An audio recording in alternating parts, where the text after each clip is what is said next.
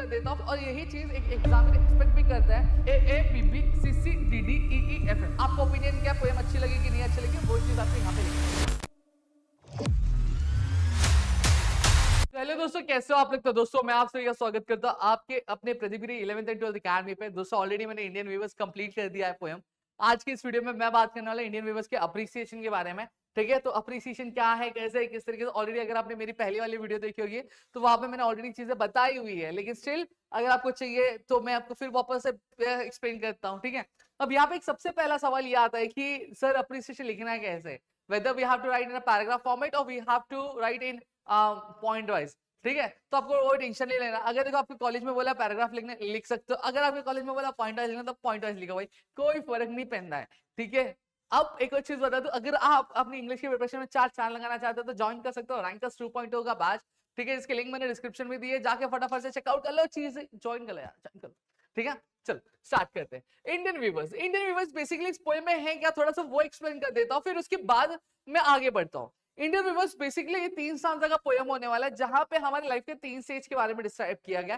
पहला हमारे बर्थ का, दूसरी हमारी शादी का, और तीसरा जो है डिस्क्राइब किया गया वो हमारी डेथ का क्या डिस्क्राइब किया गया है। ठीक है, अब सबसे पहली चीज मैं यहाँ पे बात किसकी करूंगा कि बर्थ की। बर्थ में जहाँ पे जो सरोजिनी नायडू वीवर्स से पूछती है कि इतना ब्राइट कपड़ा क्यों बुन रहे हो, तो वीवर्स बोलते हैं ये जो ब्लू कपड़ा मैं बुन रहा हूँ, ठीक है, जो किंगफिशर के पंख जितना ब्राइट है, वो एक न्यूबॉर्न बेबी के लिए बुन रहा हूँ। फिर उसके बाद वहीं पे अगर मैं बात करूं, जब शाम होने वाली होती है, जब शाम होने वाली रहती है तो वापस से सरोजिनी नायडू पूछते हैं कि ये शाम के अंधेरे में तुम ये कपड़ा कौन सा बुन रहे हो जो कि मोर के पंख जैसा है, पर्पल और ग्रीन कलर का है। तो वहां पे अगेन तो वीवर्स कहते हैं ये जो है हम क्वीन है, उस क्वीन की क्या शादी का जोड़ा सिल रहे हैं। फिर वही रात हो जाती है, रात की चांदनी में, रात की चांदनी में, जी हाँ, रात की चांदनी में एक क्या होता है, कफन क्या किया जाता है, कफन ये हो जाता है, बुना जाता है। क्या बुना जाता है, कफन बुना जाता है। तो कफन जब बुना जाता है तो वहां पे वापस से पूछती कफन किसका है, तो कहते हैं ये जो कपड़ा है ये सफेद कलर का, ये हम जो कपड़ा बुन रहे किसके लिए बुन रहे हैं, हम ये जो कपड़ा है ये बुन रहे हैं आपके एक इंसान के डेथ फंडरल के लिए। समझ में आ गया। तो इस तरीके से उन्होंने 3 साजा में किया हुआ है। अब यहाँ पे हम देखेंगे क्या बोला। देखो एक चीज यहाँ पे कि जब कभी भी अप्रिसिएशन हम लिखते हैं तो अप्रिसिएशन लिखते थे हमें कुछ चीजों का ध्यान, जैसे title, poet name, theme, poetic style, figure of speech, important message, your opinion, कुछ इस तरह की चीजें हमें जो है ध्यान में रखनी है। और यही चीज एक एग्जामिनर एक्सपेक्ट भी करता है कि आपके अप्रिसिएशन में क्या होंगे, प्रेजेंट होंगे, और यही चीज आपको फॉलो करनी है। क्या लिखा हुआ है, टाइटल, टाइटल क्या है, Indian viewers gives glimpse of the work of the India's famous handloom craftsman. आप क्या लिखोगे, the poem titled as Indian viewers which is written by the Sarojini Naidu who was an important figure in the India struggle. इस तरीके से लिख सकते हो आप। क्या लिखोगे, the poem titled as Indian viewers which is written by the Sarojini Naidu who was an important figure in the India struggle. ठीक है, फिर क्या लिखोगे, the poem gives glimpse of the work of the India's famous handloom craftsman. बस बात खत्म। पहला, the poem titled as Indian Weavers is written by the famous poetess Sarojini Naidu, who was an important figure in India's freedom struggle. Done. फिर the poem gives a glimpse of the work of the India's famous handloom craftsman. Done. यहाँ पे हमारा पहला paragraph खत्म हो जाता है। ठीक है, फिर क्या बोला, थीम बोला। तो थीम क्या है, the theme of the poem, the poem talks about the 3 stages. मैंने अभी थोड़ी देर पहले एक्सप्लेन किया, जो पोएम है वो 3 स्टेजेस जो हमारी लाइफ की उसके बारे में बात करें। पहला क्या है, बर्थ, जब हम पैदा होते हैं, यूथ, जब हमारी शादी होती है, और जब हम, ठीक है, the weavers represent the destiny of fates weaving garments that symbolize this life stages। वही चीज मैंने बताई थी कि जहां पे हर एक स्टांजा में हम देख रहे हैं कि जो वीवर है वो क्या कर रहा है, कपड़ा बुन रहा है।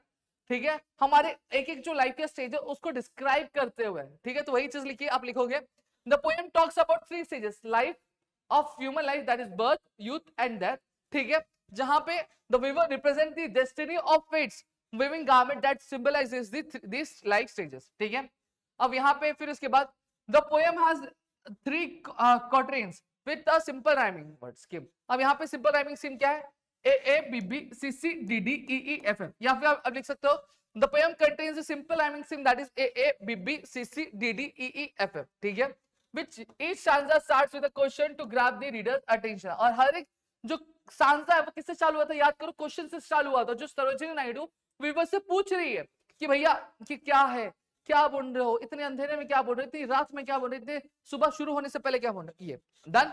फिर फिगर ऑफ स्पीच क्या है, आप याद करो, the poet has used many figure of speech in the poem to beautify the poem, such as alliteration, simile, interrogation, symbolism. समझा? अगर इसमें से एक का भी एग्जाम्पल अगर आपको पता चलता है या फिर याद रहता है तो आप वो लिख सकते हो।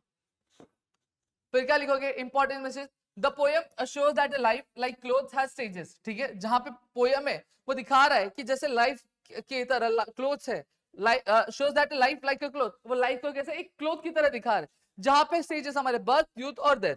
ठीक है, that must be embraced with purpose and meaning, जिसका हर एक का एक क्या है, पर्पस और एक मीनिंग है। तो यही आपका ओपिनियन क्या, पोएम अच्छी लगी कि नहीं अच्छी लगी, वो चीज आपको यहाँ पे लिखनी है। और इस तरीके से आप पूरा का पूरा अप्रिसिएशन यहाँ पे कंडक्ट करोगे और आपके 4 मार्क्स अगर आपको ये अप्रिसिएशन आता है आप पा सकते हो दोस्तों। क्लियर हो गया? इतना चीज मेरे ख्याल से क्लियर हो गया होगा। ठीक है, होप सो आपको चीजें क्लियर हो गई। Still if you have any doubt please do let me in the comment section. Rankers 2.0 batch अगर ज्वाइन करनी है तो ज्वाइन कर सकते हो, लिंक डिस्क्रिप्शन में दी है, फटाफट से जाके ज्वाइन कर लो। चीजें आपके लिए भी अच्छी हो जाएंगी, मेरे लिए भी अच्छी हो जाएंगी, हम मिलजुल के सारी चीजों की प्रिपरेशन करें।